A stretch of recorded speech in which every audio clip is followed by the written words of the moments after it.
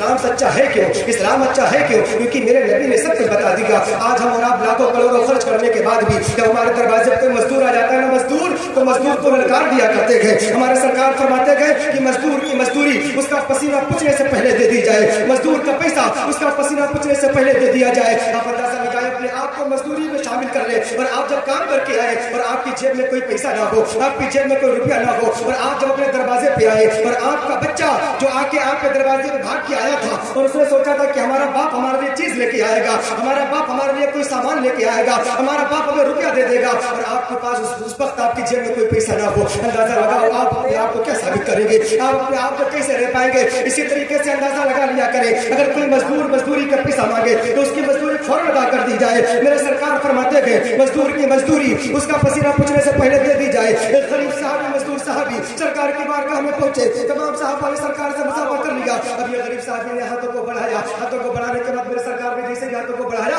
انہوں نے اپنے ہاتھوں کو پیچھے کر لیا. میرے نبی ارشاد فرماتے گئے اے میرے صحابی تم نے اپنے ہاتھوں کو پیچھے کیوں کر لیا؟ وہ مزدور صحابی کہتے یا رسول اللہ علیہ السلام میں مزدور ہوں یا رسول اللہ میں مزدور ہوں اور کام کرتا ہوں، مزدوری کرتا ہوں، اس کی وجہ سے ہمارے ہاتھ میں گھٹے پڑ گئے یا رسول اللہ آپ کے ہاتھ تو ملائم ہے، یا رسول اللہ آپ کے ہاتھ تو بہت نازک ہے، یا رسول اللہ آپ کے ہاتھ تو بہت پیارے ہیں، یا رسول اللہ اگر ہم نے اپنے ہاتھوں کو آپ کے ہاتھ میں دے دیا یا رسول اللہ تو آپ کو تکلیف پہنچے گی، یا رسول اللہ آپ کو تکلیف پہنچ جائے گی. اب میرے نبی نے اس مزدور صحابی کو اپنے کلیجے سے لگایا، لگانے کے بعد کہا تھا اے دنیا والوں کان کھول کر سن لو، اے مزدوروں کان کھول کر سن لو. مزدوروں کو کوئی دنیا میں سمجھے نہ سمجھے لیکن ہم نے مزدوروں کے لیے میرے سرکار نے اعلان کر دیا اے مزدوروں کان کھول کر سن لو.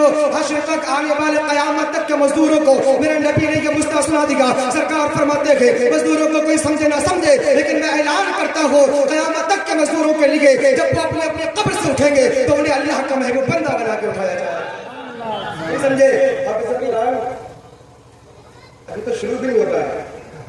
ٹھیک ہے کوئی بات نہیں، اپنی بات کو ختم کر دو. ایک بات بتا دیں یہ حافظ قرآن ہوتے کون ہیں؟ اب اندازہ لگایا جب کوئی بچہ مدرسے میں پڑھنے کے لیے جاتا ہے نا اس سے قبل وہ اپنے گھر پہ رہتا ہے تو رات میں اگر وہ بستر سے کھل جائے نا تو اس کے ماں باپ اس کی دیکھ ریکھ کرتے ہیں، اس کے ماں باپ اس کی دیکھ ریکھ کرتے ہیں، بار بار چادر اڑاتے، بار بار لحاف اڑاتے ہیں. آپ نے کبھی اندازہ لگایا جب وہی بچہ جب مدرسے میں جاتا ہے تو اس کے ماں باپ اس کی دیکھ ریکھ کے لیے نہیں ہوتے گئے. وہی بچہ جب مدرسے میں پڑھنے کے لیے جاتا ہے تو اسے کوئی چادر اڑانے والا نہیں ہوتا ہے. جب وہ اپنے گھر پہ زمین کے فرش پہ لیٹتا ہے تو کبھی اسے بخار آ جاتا ہے، کبھی کوئی پریشانی ہو جاتی ہے، کبھی کوئی پریشانی ہو جاتی ہے. آپ نے کبھی اندازہ لگایا وہی بچہ جب مدرسے میں پڑھنے کے لیے جاتا ہے، وہی بچہ جب رسول اللہ کے گھر میں پڑھنے کے لیے جاتا ہے فرش وہی ہوتا ہے، ٹھنڈی زمین بھی ہوتی ہے، وہاں کوئی چادر اڑانے والا نہیں ہوتا، وہاں کوئی کمبل اڑانے والا نہیں ہوتا، لیکن پھر بھی اسے کوئی تکلیف کیوں نہیں ہوتی؟ اب اس سے پتہ یہ لگا جب وہ رسول اللہ کے گھر میں پڑھنے کے لیے جاتا ہے، جب وہ اپنے گھر پہ تھا، اپنے گھر پہ موجود تھا تو اس کی دیکھ ریکھ اس کے گھر والے اس کے ماں باپ کیا کرتے تھے.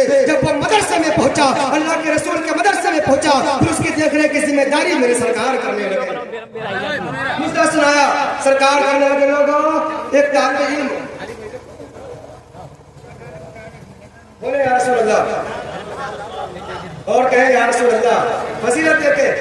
اب اسے قرآن کی فضیلت دیکھیں، ان کا چہرہ دیکھیں. میں نے شعر کہا تھا ابھی چہرے پہ عاشقانی رضا کا نکھار ہے، اہل فضا میں دیکھیے رنگ بہار ہے. یہ سب نبی کا ہے دوستو، ان کے گلے میں دیکھیے پھولوں کا ہار ہے.